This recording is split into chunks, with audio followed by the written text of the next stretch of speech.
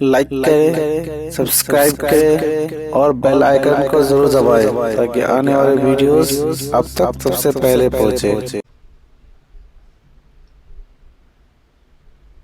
آج کہاں ہیں ہم؟ اپنے آپ کو روزانہ دل کی عدالت میں پیش کرو اور غور کرو ہم کہاں کھڑے ہیں، ہماری کیفیت کیا ہے، ہم گناہوں کے کتنے دلدادہ ہیں اور گناہوں کے کتنے شوقین ہیں۔ آج ہماری قوم کی نوجوان نسل، اللہ رحم و کرم فرمائے، ڈرگز، شراب، جوا، ایزی منی کے لیے پتہ نہیں کون کون سی حرکتیں اور کون کون سے کام کرتے ہوئے دکھائی دیتے ہیں۔ آپ ذرا سوچو، کیا یہ قوم مسلم کی آئیڈینٹی ہے؟ کیا یہ قوم مسلم کی پہچان ہے؟ آج ہمارا بچہ کالج کے اندر تعلیم کے لیے جاتا ہے، 10 تک میرٹ لسٹ میں، 12 تک کسی حد تک صحیح رہتا ہے، جہاں اس کے بعد کالج کے اندر FY میں پہنچتا ہے تو پھر رفتار سلو ہو جاتی ہے، ڈریسنگ پر توجہ، پارک پر توجہ، پکچر پر توجہ، فلرٹ پہ توجہ، بس اس میں لگ جاتا ہے اور ڈگری لانے کے ساتھ ساتھ بیوی بھی لے کر کے آ جاتا ہے۔ کیا یہ سچ نہیں؟ یہ مسکرانے کی بات نہیں ہے۔ جس قوم کی عورتوں کا حال یہ ہو کہ سگنل پر بھیک مانگ رہی ہوں، اس قوم کا اگر نوجوان آوارہ گردی کرے اور اپنی قوم کی بچیوں کو صحیح طور پر عزت کی زندگی نہ دے سکے، اس قوم کے لیے دنیا میں کہاں سے عزت ہوگی؟ آپ مجھے بتائیے۔ ہم نے گناہوں سے تعلق جوڑ لیا، شیطان سے رشتہ مضبوط کر لیا، اور آج تو ایسی پوزیشن ہے کہ اللہ رحم و کرم فرمائے، گناہ کر کے احساس گناہ بھی نہیں ہے، بلکہ بخاری شریف کی حدیث ہے جس کا مفہوم ہے، آقا کریم صلی اللہ علیہ وسلم ارشاد فرماتے ہیں کہ کچھ لوگ رات کے اندھیرے میں گناہ کرتے ہیں، مولا اپنے کرم سے اس پہ پردہ ڈال کے رکھتا ہے۔ رات کو وہ گناہ کرتے ہیں نا تو مولا پردہ ڈالے رکھتا ہے، لیکن وہ صبح اٹھ کر اپنے دوستوں سے تذکرہ کرتے ہیں، میں نے رات میں یہ گناہ کیا، پھر پروردگار ان پر عذاب مسلط فرما دیتا ہے۔ کیا آج ہماری قوم کے نوجوانوں کی یہ سچویشن نہیں ہے؟ کیا اپنے دوستوں سے اپنے گناہوں کا تذکرہ نہیں کرتے؟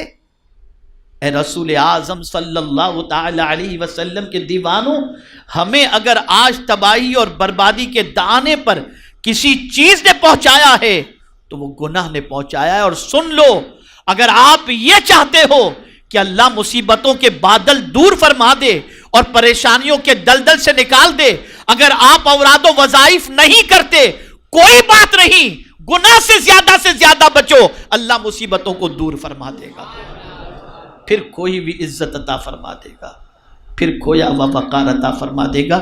یہ جملہ ہمیشہ کے لیے ذہن میں محفوظ کر لو۔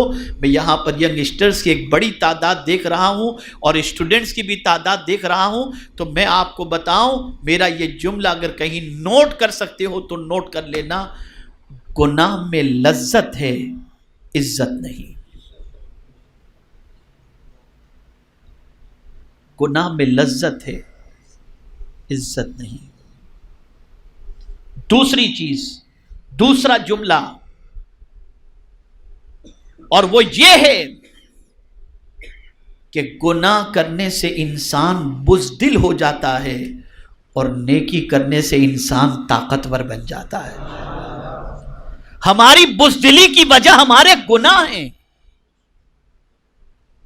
اولیاء کرام علیہم الرضوان خود غریب نواز ہندوستان کی سرزمین پر تشریف لائے، کوئی فوج نہیں، لیکن اتنی طاقت، اتنی دھمک کہ کوئی اٹھانے کی جسارت نہیں کر سکتا۔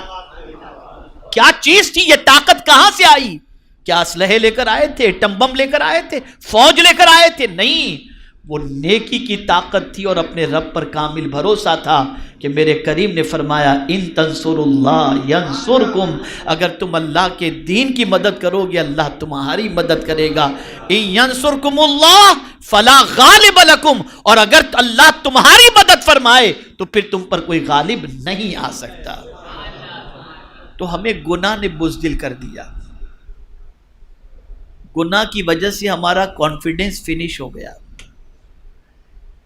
اس لیے جب کبھی کوئی تکلیف آتی ہے ہم فوراً کہتے ہیں فلاں گناہ کی وجہ سے یہ پریشانی آئی ہے، اللہ ہمارے گناہوں کو معاف فرمائے. اس طریقے سے ہم دعائیں کرتے ہیں.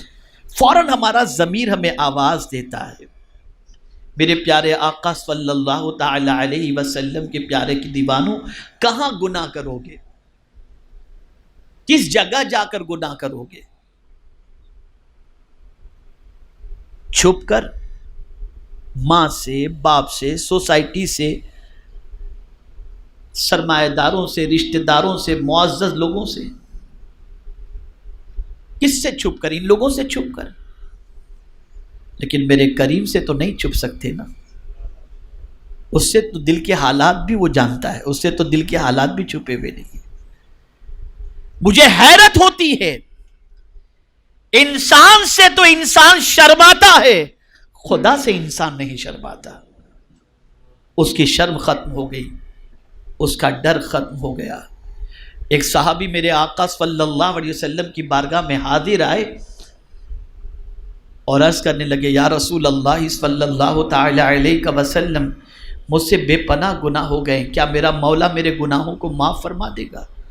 آقا کریم صلی اللہ علیہ وسلم نے فرمایا، ہاں ضرور، تم سچی توبہ کر لو، اللہ گناہوں کو معاف فرما دے گا. اب ان کا سوال سنیے. آگے وہ سوال کرتے ہیں، یا رسول اللہ صلی اللہ تعالی علیہ وسلم، کیا مجھے گناہ کرتے میرے رب نے دیکھ لیا؟ سرکار نے فرمایا، ہاں، اتنا سننا تھا کہ لرز گئے، میں اپنے رب کو کیا منہ دکھاؤں گا.